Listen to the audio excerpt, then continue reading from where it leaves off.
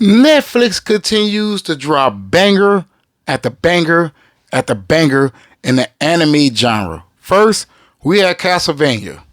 Then Castlevania Nocturne, Dr. Stone, Blood of Zeus, Twilight of the Gods, and now Devil May Cry. That's right, baby. I feel that this company is onto something with this genre. They will continue to invest in it.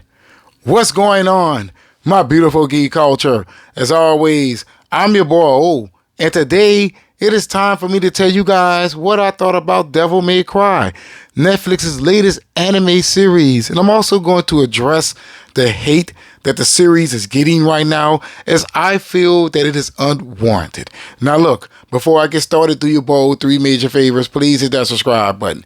After you hit that subscribe button, make sure you hit that notification bell, because YouTube absolutely sucks at notifying subscribers that content creators has uploaded videos to their platform.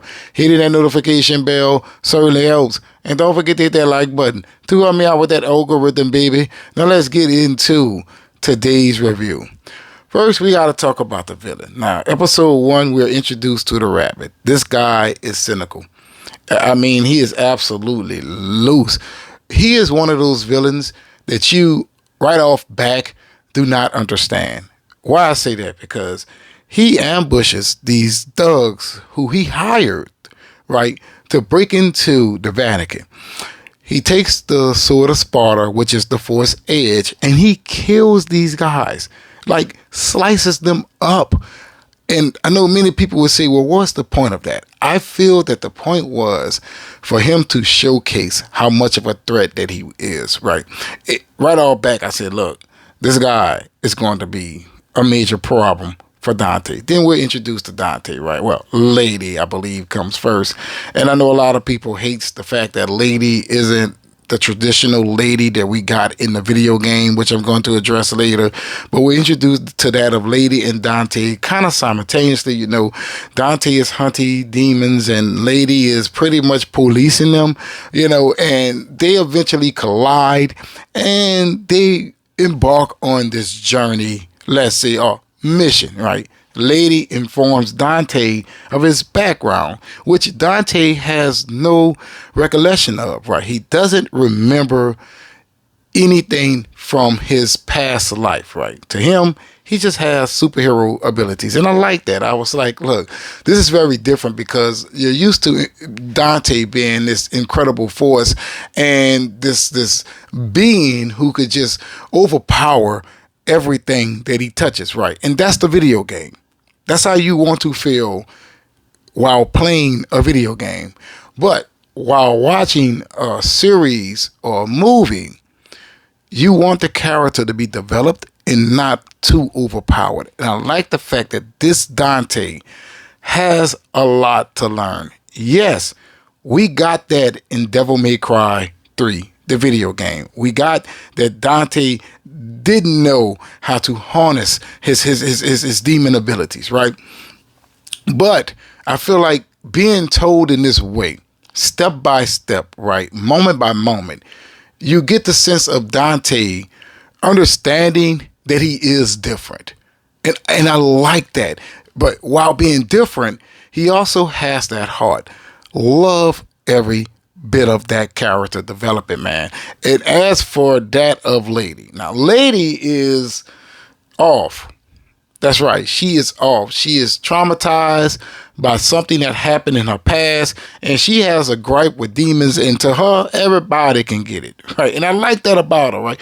I know people say, look, man, she's not like she is in the video game, the daughter of Arkham, and Arkham has this plan, but I like the fact that she is this badass chick who can handle herself well, right?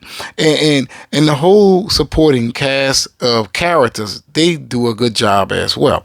Now, as for the animation, look, the animation is not top notch. Like, I feel like when it comes to the anime genre, you should write that thing. Like, let's say, like when Dante first transforms into his devil form, I don't like the CG render around it, right? But the design still look cool. Now, the action in this series was off the charts. Yeah, you can say that Dante didn't do 100% of the things that he does in that of the video games, but you certainly saw him do at least 50% of those things. And it makes sense because he is young. He has no clue that he is the child of Sparta, at least at this very moment. He doesn't know how to harness his abilities. He doesn't even know what he's capable of. And I feel like this series is fantastic for what it's going for. If I was to grade Devil May Cry, right, I would give it an 8 out of 10. And I'm giving it an 8 because the story of this series is very strong. I know a lot of people will say that it's weak, but it is quite surprising, especially with that of the twist. There's 2 twists in this series. I don't want to give it up. Maybe in a spoiler review. Now, let me address those out there who's hating this all. They say that they deviated away from the lore of Devil May Cry. Listen, I always wanted a Devil May Cry animated series. I know we got one back in 2014 or something like that. I always wanted it, right? Or even a movie or animated movie, right? Right then and there, I understood that it wasn't going to adapt the lore 100%. We have to understand this because people are talking about the manga and so on and so forth. Devil May Cry began as a video game. Then it developed into a manga and then an animated series, right? So its lore hasn't been fully explored and played with yet. Yeah, we had the reboot. And the reboot still had the premise of Devil May Cry, but it stripped a lot of things away. In this series, there's only a few things that is missing. The humans and demons are offshoot of evolutionary advancements. I'll say that, they're not saying that it's magic, but that could change in season 2.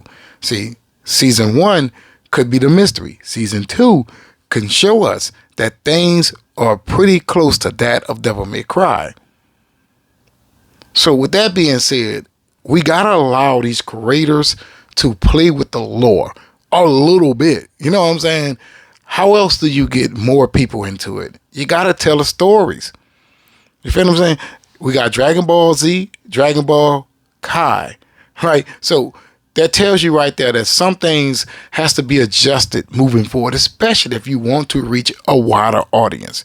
Now, as for those out there who hates it, because I see that the series got a 62% audience score on Rotten Tomatoes, look, give it a chance. You got one season. Why don't you wait to season 2 or season 3 to judge it fully, right? We have a lot to go here, and I feel like season 1 sets up season 2 perfectly, especially with the reveal of my boy, the Alpha and Omega, Virgil. I'm your boy. Hopefully you'll watch this video all the way to the end of your boy, that algorithm, and if you're not subscribed, please be sure to do so. Trying to reach that big number of 10, I keep saying 10, 100,000 subs. That's right. And I'll be highly appreciative if you help me cross over that threshold by hitting that subscribe button. And if you are going to hit that subscribe button, make sure you hit the notification bell because YouTube absolutely sucks at notifying subscribers that content creators has uploaded videos to that platform. Hitting that notification bell certainly helps. And don't forget to hit that like button to help me out with that algorithm, baby. But in the comments below, if you have seen the Devil May Cry Screaming series, let me know what you think about it. And also, are you going to be a fan who's going to be open to different interpretations of that of Dante, especially with him being so famous? And always remember, let's say la bon temps brûlée.